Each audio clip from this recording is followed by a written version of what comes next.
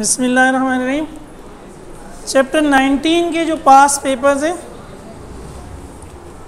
उसके MCQs देखें। 2019 में है 1-2 क्वेश्चन 1 पार्ट 2। जिनके पास नहीं है वो किसी ऐसी जगह बैठ जाओ जहाँ नोट्स हैं। हैं 2019 1-2 binding energy of deuteron is 2.3 mega electron volt binding energy per nucleon.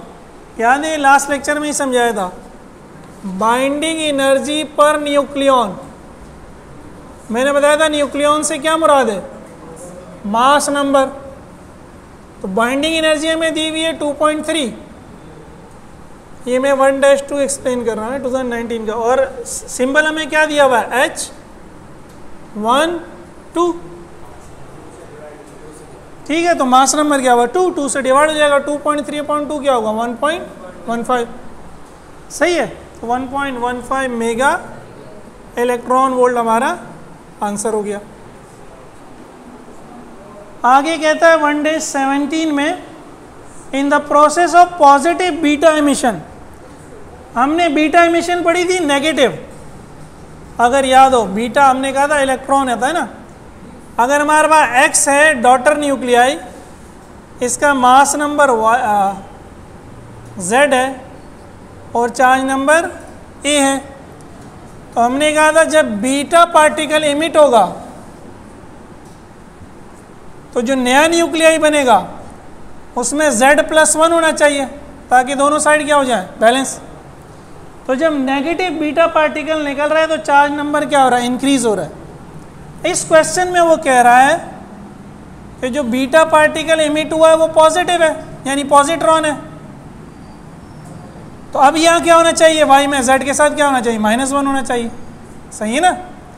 तो जब पॉजिटिव बीटा एमिशन होगा तो चार्ज नंबर क्या होगा? डिक्रीज। और कितने से डिक्रीज होगा? 1। अब देखो दिया हुआ क्या है, सिर्फ डिक्रीज का कहा हुआ। Increase decrease remain the same double, तो क्या हो जाएगा? Decrease is decrease. लेकिन हो सकता है डिक्रीज बाय 1, डिक्रीज बाय 2, तो डिक्रीज बाय 1 है। ठीक है, डिक्रीज बाय 1। ये पॉजिटिव बीटा पार्टिकल है, ये नेगेटिव बीटा पार्टिकल है। इसको हम इलेक्ट्रॉन कहेंगे, इसको हम पॉजिट्रॉन कहेंगे। इस तरह भी कह सकते हैं। 2018 में ये भी हमने लास्ट टाइम डिटेल में समझा। Half life of radium is 1600 years. Half life जो है वो 1600 ईयर्स है। हाफ लाइफ कितनी है? 1600 ईयर्स। ये 2018 वाला देख रहे हैं हम। ठीक है, तो कह रहा है 6400 ईयर्स बाद सैंपल कितना होगा? हाफ लाइफ के बाद कितना बचता है? हाफ। सही है, ये तो पहली हाफ लाइफ हो गई। दूसरी हाफ लाइफ जब हो जाएगी तो 1600 जमा 1600 कितने हो जाएंगे? 3200। हाफ का हाफ क्या हो जाएगा? हाफ मल्टीप्लाई बाय हाफ क्या हो जाएगा? 1/4। हाफ का हाफ। तीसरी हाफ लाइफ में कितने हो जाएंगे? 4800। 1/4 का हाफ 1/8। चौथी हाफ लाइफ में आपके पूरे हो जाएंगे 6400 ईयर्स जो वो कह रहा है। तो 1/8 का हाफ 1/16। तो सैंपल जो बचेगा वो कितना होगा? 1/16। तीसरा ऑप्शन दिया हुआ है 1/16। ठीक है, वो ग्राफ भी हमने बनाया था इसी तरह।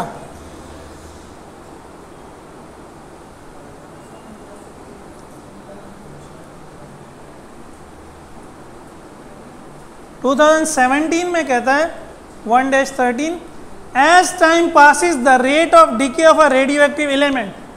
टाइम के साथ साथ रेट ऑफ डिके क्या होता है? Decrease remain constant, increase become infinity. Decrease होता था ना, n बराबर है n0 e⁻⁻λ। माइनस लैम्डा यही बता रहा है कि क्या हो रहा है? डिक्रीज हो रहा है। एक्सपोनेंशियल ग्राफ क्या हो रहा था? डिक्रीज हो रहा था ना। ग्राफ ऊपर से नीचे आ रहा था तो डिक्रीज हो रहा है, नीचे से ऊपर जाएगा तो इंक्रीज होगा। फिर है 2016 में 1-7 When a nucleus emits a beta particle, its atomic number. Beta particle जब इमिट हुआ है, एटॉमिक नंबर चार्ज नंबर का दूसरा नाम, एटॉमिक नंबर चार्ज नंबर का, तो क्या हुआ, एटॉमिक नंबर बढ़ गया, ठीक है, बढ़ गया, इंक्रीजेस।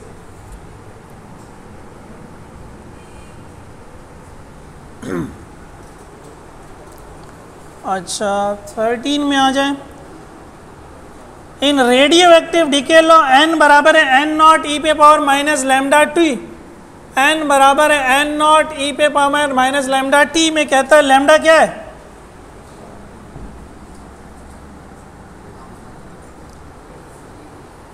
लैम्डा क्या था भाई, डीके कांस्टेंट था ना यार, तुम लोग तो मुझे भी परेशान कर रहे, अभी लास्ट लेक्चर में तो पढ़ा था डीके कांस्टेंट।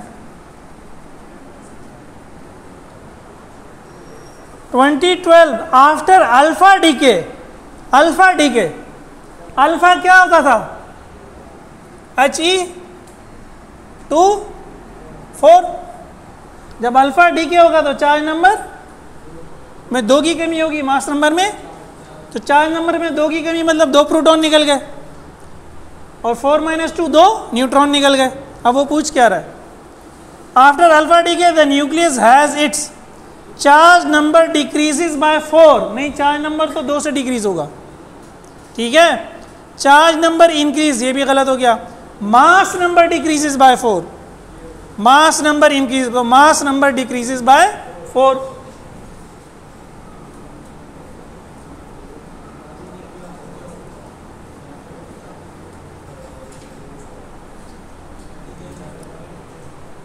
टू 2010, अब ये पता नहीं हमने गलती हो गई है लिखने में, कहता है रेडियो एक्टिव डीके लॉ कौन सा है, अब इसने बहुत सारे ऑप्शन दिए, n/n नॉट ई पे पावर माइनस म्यू, n बराबर है n not E minus mu, n naught upon n not, देखो n/n नॉट तो कोई नहीं था, सही है ना, तो ये पहला और तीसरा तो नहीं हो सकते, दूसरे में n बराबर है n नॉट ई पे पावर माइनस प्लस म्यू भी नहीं है, हमारे पास इक्वेशन क्या है, n बराबर है n नॉट ई पे पावर माइनस म्यू, ये म्यू शायद दोनों को मिला के उसने म्यू कह दिया, तो ये इक्वेशन इससे मिल रही है, बाकी इक्वेशन इससे मिल नहीं रही, तो ये हमारा आंसर हो जाएगा, ठीक है, इसको उतार लें फिर आगे देखते हैं।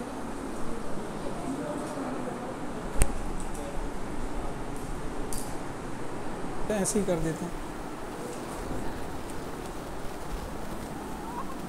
अगर हम ये ज्यूम कर लें कि n बराबर है n नॉट ई पे पावर माइनस म्यू, शायद t लिखना भूल गए या हम लिखना भूल गए, पुराना पेपर है या एग्जाम में इसी तरह आ गया था, मुझे याद नहीं है, या इसको हम माइनस म्यू, हम कहते हैं कि म्यू लैम्डा टी है ना सपोज, तो यही इक्वेशन बन गई। अब अगर हम n को इधर ले आए तो हो जाएगा n naught upon n e पे power minus mu is equals to 1, तो ये जो है ये ऑप्शन 3 से मिलता जुलता है, बस हम इसी को ठीक मान लेते हैं। वैसे मुझे डाउट है या तो हमसे गलती हुई है या ये एग्ज़ाम में गलत आया है, प्रिंटिंग में कोई गड़बड़ है इसमें, ठीक है, लेकिन फ़िलहाल ये करीब तरीन लग। 2008 में रिड्यूस सिलेबस के मुताबिक हैं, सारे नहीं करें। 782 the atomic number of a radio element is increased as a result of, किस चीज़ पे नंबर एटॉमिक नंबर डिक्रीज होता है, अल्फा बीटा गामा, बीटा अभी तो देखा था beta,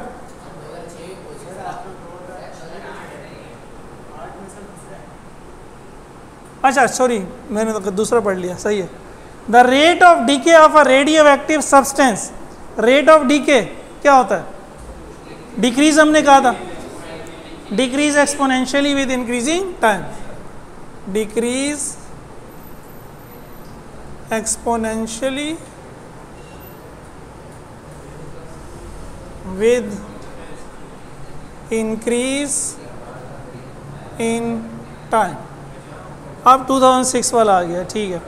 the atomic number of radio active increase as a result of beta radiation.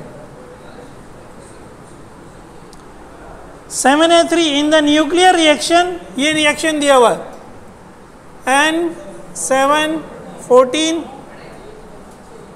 Plus helium या alpha particle 24, oxygen 817 plus dash, तो 7 + 2 9 या 8 है, यहाँ क्या आ जाएगा 1, 14 + 4 8, 17 है, यहाँ भी 1 आ गया, तो ये क्या चीज़ हो गया, प्रोटॉन हो गया। ठीक है, सही है, वेरी गुड। प्रोटॉन कौन सा, ये वाला 1H1 दिया हुआ या प्रोटॉन, प्रोटॉन दिया हुआ 2006 का है ये। 2005 1 atomic mass unit is equal to, बताया था last time, 931 mega electron volt, तो मेगा क्या हो जाएगा 10⁶। पिछले लेक्चर में ही बताया था।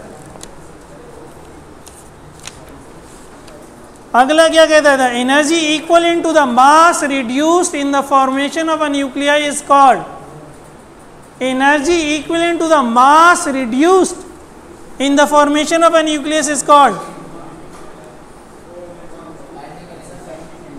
बाइंडिंग एनर्जी ना, मास डिफेक्ट बता रहा है, मास डिफेक्ट की एनर्जी क्या होती थी, बाइंडिंग एनर्जी।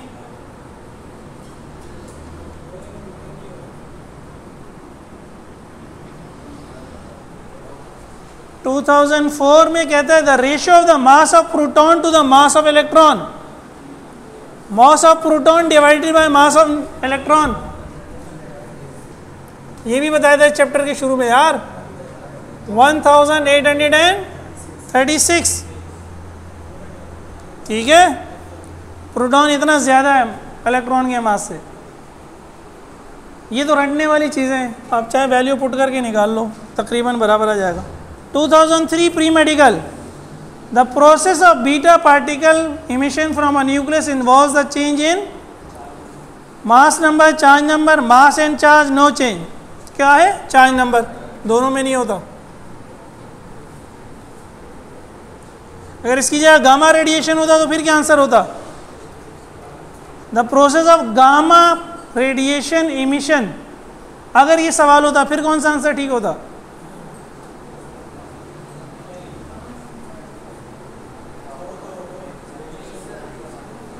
तो कौन सा ऑप्शन ठीक होगा चारों में से,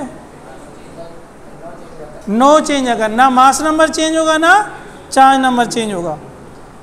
आगे 8A1, the process of splitting a heavy nucleus into smaller fragments is called fission, fission या fission. 2002 premedical, a process in which heavier nucleus is formed from the combination of lighter nuclei is called fusion.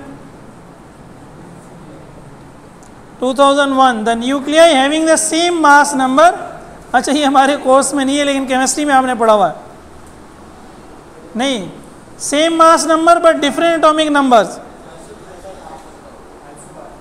Isobar. Isotope में तो atomic number same होता है, mass number, बहरहाल इसको छोड़ दो, ये